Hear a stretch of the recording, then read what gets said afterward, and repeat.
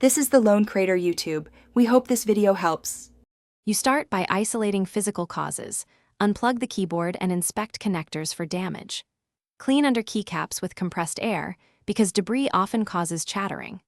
Once done, reconnect to a different USB port or pair to another device to confirm whether the problem is the keyboard or the computer. Make sure to use a known good cable or adapter if available. This identifies faulty wiring versus internal switch faults. If double presses persist on multiple machines, move on. Software or switch repair is next. You now address software behavior.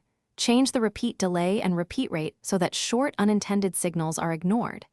If you use manufacturer software, make sure firmware and drivers are updated. Sometimes a bad driver amplifies chatter. Once updated, run a keylogging tester to observe how many events each press produces.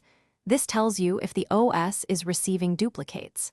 If you see extra events despite settings, make sure to uninstall conflicting utilities, then retest to separate driver from hardware causes. You finish by repairing or replacing failing parts. For mechanical switches, remove the keycap and test the switch electrically. If hot swap sockets exist, swap in a known good switch. You can apply a tiny amount of contact cleaner or lubricant to reduce bounce. Do this sparingly and follow product instructions. If the switch is irreparable, replace it or the entire keyboard. If you have a laptop or membrane keyboard, make sure to consider a full replacement. Troubleshooting tip.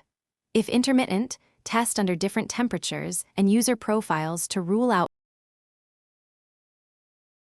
Thanks for watching. Consider subscribing if we helped you.